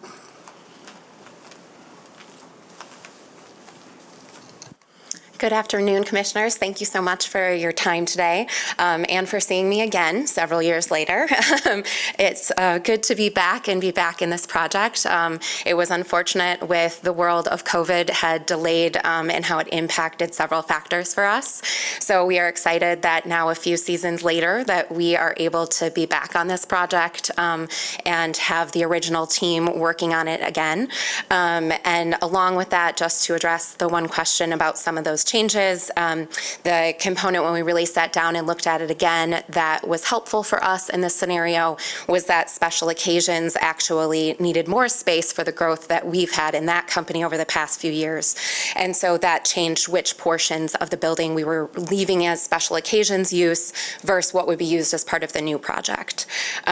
In doing some of that, we realized that we had allotted our favorite feature being the outdoor patio space, that we could give up a little bit of that, reduce that outdoor patio space, and then it would increase the amount of capacity indoors. So with that, I'm happy to answer any questions, but I'm grateful to be contributing to this community and this neighborhood. We've been really excited for the 7 years now we've been in this location of the growth that has happened here, and we're happy to be a part of it. Thank you. Awesome. So I guess I have one question, and it doesn't impact decision-making today, but I am sure you're aware that whether by permission or not, that folks park in that parking lot for school drop-off and pickup for Southwest Community Campus. And I just wonder if you anticipate any issues or conflicts with the needs of your use in this location as a result, or if you have to make plans to deal with that in any kind of way. Yeah, absolutely. I will begin by saying our intention would absolutely be to be a good partner in this space. I think the businesses that exist, we all know each other, we speak to each other often, communicate about what we're doing in the spaces, which is how we have connections with the other churches who absolutely utilize our space and we utilize their space in terms of parking. So a lot of that already exists by nature. I do think that one of the components that we would do is as we move forward with booking corporate programming, which would typically be what would happen during a weekday, such as school time. Absolutely, Cesar Chavez becomes quite busy and backed up. We would definitely put those times as part of our sort of know as you're planning guide with our clients so that perhaps they don't let out an event right at 3:15 where you're not going to move a car on Cesar Chavez as everyone's in school pickup line. So we would definitely have that as part of the planning packet to assist them with that process. Awesome. Yeah. Thanks. Other questions?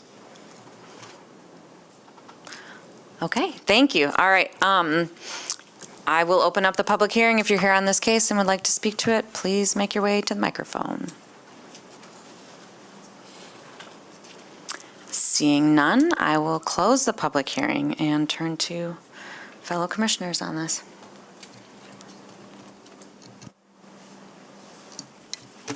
No objections to the application. Yeah. Seems like a good project.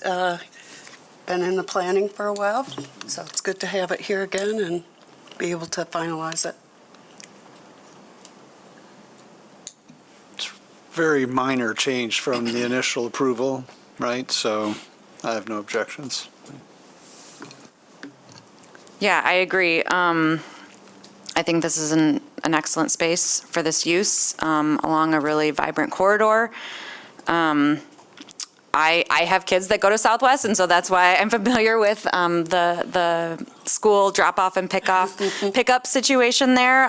But y'all know what that's about, and so I think that's great. And looking back at our previous approval, I made that motion for approval, and I am still in support today. So I'd entertain one now. Can I just say, just a note up on that, just in general, I love the fact that, like, in their contract, and she spoke to that here, that they're intentional about letting their clients know about the traffic patterns and when to let out, when is a good time. I think that's good. We want our community to all work together, and they know that they don't exist in a silo. And so I just wanted to point that out, just put that on the record, that this is a kind of forward thinking that I think we could all use more just in our city in general. I think it shows, too, the strength of a strong neighborhood. You're not necessarily going to see this on major thoroughfares. I won't name that. They're too spread out to talk, but I like that idea of strong communication between neighbors and support of all different kinds of activities, which really make a neighborhood alive and exciting. So I agree. Thank you for pointing that out. And all of that is support for the parking waiver that would be needed for this as well, the shared parking agreements that will be in place. I did want to confirm that y'all are willing to work with staff on the additions to the rental agreement and alcohol management plan. Okay, excellent. Okay. I think I'll just make another motion. Now therefore be it resolved that the Planning Commission approves the special land use and site plan review request for special occasions to establish an event venue banquet hall to include alcohol sales, live entertainment, and outdoor seating at 840 and 846, aka 852. Sorry, parking waiver. Yeah, okay, Make sure gotcha. that's included in Gotcha. whereases. Oh, okay. Gotcha. To include alcohol sales, live entertainment, outdoor seating at 840 and 846, aka 852 Cesar E. Chavez Avenue, Southwest, for the following reasons.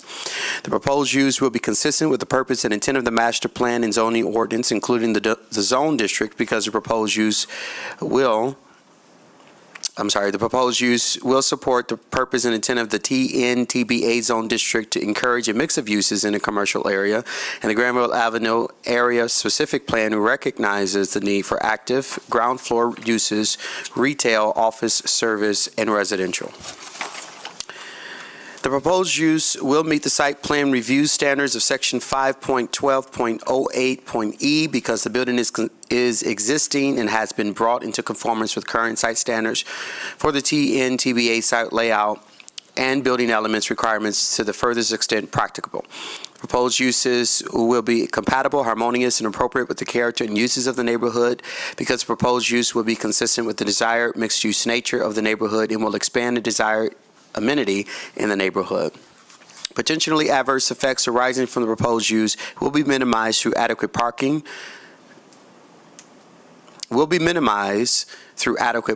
Adequate parking will be provided in a nearby parking lot on a street.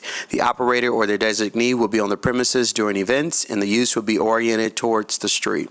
The proposed uses will not be detrimental, hazardous, or disturbing to existing or future uses or to the public welfare by reason of excessive traffic, noise, and glare because the indoor hours of operations will be from 8 a.m. to midnight, Monday through Saturday, and 10 p.m. Sunday. Outdoor activities will move back inside at 10 p.m. Monday through Saturday and 8 p.m. on Sunday.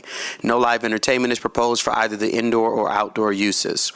Proposed use will not adversely affect the walkability of the neighborhood, impair pedestrian circulation patterns, disrupt the continuity of the urban street wall, or otherwise hinder the creation of a pedestrian-oriented environment because use of the buildings as proposed could bring additional pedestrian traffic to this area of the neighborhood. An establishment of the outdoor area will result in additional vitality in the district. The proposed use will not be detrimental to the financial stability and economic welfare of the city because the conditions of the special land use approval will limit nuisances that require police or code enforcement actions. Given the character, location, development, trends, and other aspects of the neighborhood, it is demonstrated that the area is underserved by the proposed use and that the proposed location for alcohol will demonstrably be an asset to the neighborhood because there are no such other facilities in the immediate vicinity. The use or change in use as constructed and operated by the applicant is compatible with the neighborhood because the use is located on Cesar E. Chavez Avenue, a main commercial corridor where such uses are appropriate and support for the use has been expressed. The use as proposed to be operated by the applicant will minimize or eliminate negative secondary effects on the neighborhood because the applicant has prepared procedures so that the use will be operated in a manner that has the potential to minimize or eliminate negative secondary effects on the neighborhood. Be it further resolved that the following conditions of approval shall apply to this project. Standard conditions at A approvals as listed on your screen. 2, that events shall cease in the facility vacated by midnight, Monday through Saturday, and 10 p.m. on Sunday. 3, that outdoor seating shall end by 10 p.m. Monday through Saturday and 8 p.m. on Sunday. 4, that music and dancing incidental to a private event may be permitted, but there shall be no events or ticket sales to the general public at which admission is charged at the door. 5, that there should be no live entertainment outdoors. Amplified ambient music should not exceed conversational level. 6, that the operator or his or her designee should be on the premises during all events. 7, that the event space may accommodate up to 208 individuals, subject to occupancy determination by the city building official and applicable building and fire codes. 8, that the noise analysis shall be conducted by a qualified engineer, and if necessary, the building shall be soundproofed to meet the requirements of the Noise Control Ordinance, Chapter 151, Article 5 of the City Code. 9, that doors and windows shall remain closed when indoor music and entertainment occurs. 10, that a comprehensive alcohol management plan should be submitted prior to issuance of the lodge permit. 11, that the rental agreement should be amended to include the stipulations that no alcohol be consumed in the parking lot. There should be no congregation in the parking lot to mitigate noise on neighbors, and parking in the adjacent residential neighborhood should be discouraged. 12, that an indoor events license should be obtained from the office of the city clerk. And 13, that a parking agreement for the shared use of 860 Cesar E. Chavez be provided. Second. Support. All right, we have motion and support. Any further discussion? All those in favor say aye. Aye. Aye. Any opposed? Motion carries. Thank you so much. Okay, good.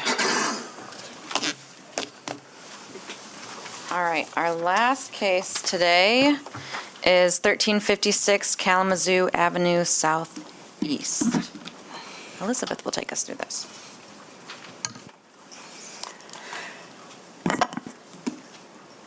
The subject property is located in both the TN LDR zone district and the TN TBA zone district.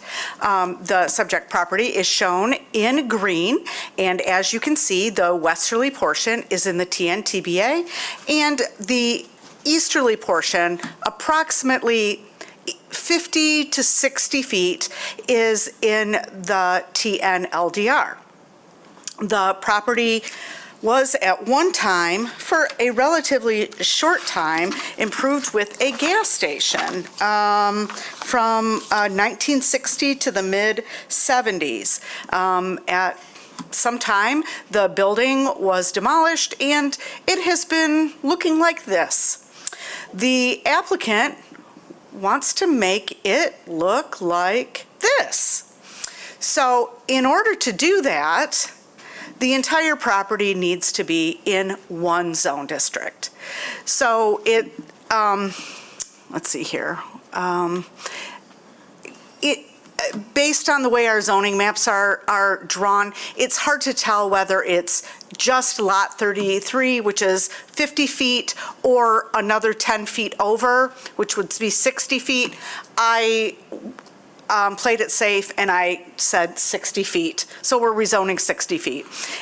So it's this portion, this easterly portion, which is what you can see on the right-hand side of this photo here, that would be incorporated into the TN TBA zone district. This is needed to facilitate the proposed 4-story mixed-use development. That development would not need to come back to the Planning Commission. It would be a by right development, and upon approval or adoption and the effective date of the rezoning, the applicant would be starting work on the site. The site is large enough for development in the TN TBA zone district. I haven't received any correspondence to date.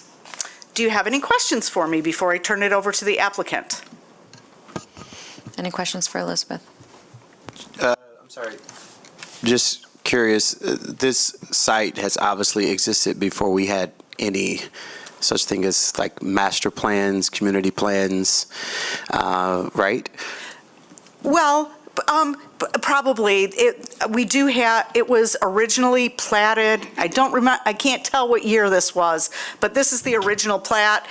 This whole area was originally platted as residential. All this was, this is our site down here. Mm-hmm. You can see they're all residential lots. But this is very typical. You know, Kalamazoo became more, it had a lot of traffic on it. And so then commercial uses pop up. We couldn't really figure out how the gas station was established there. But, I'm sure it was legal. But but really, yeah. At this, yeah. So yeah, really, and right now, the Southtown area specific plan does recommend this for TBA transition. TBA uses could be allowed there, or some other uses as well. But generally, this is consistent with the Southtown plan. Got you. I was just asking that question because I'm just curious of how we drew the line there in the first place. Oh, generally we do try to follow lot lines. So we're hoping that the zone why is it actually zoned residential is what you're asking. Well, if the gas station was there first. We don't know. Okay. We don't know. We can't figure it out. We did explore this when the applicants were exploring purchase of the property. We cannot figure out why, but we did go back, and it was zoned residential in the previous code as well. Got you. So we're just trying to fix it. Yeah, So they yeah, good get idea. The show on the road. Thank you. So if I understand, we're just really concentrating not on the development itself, but adding this property so that the development can go forward. Yes. That's it. Good. Easy peasy. Okay, awesome. We'll invite the applicant up if you have anything to add.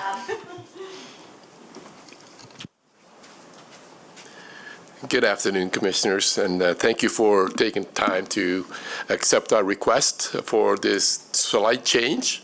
We're excited about the project. This is part of the 49507 zip code that is in real need for new investments and new opportunities for its residents there. I don't understand all this stuff. You know, I talk about flowers.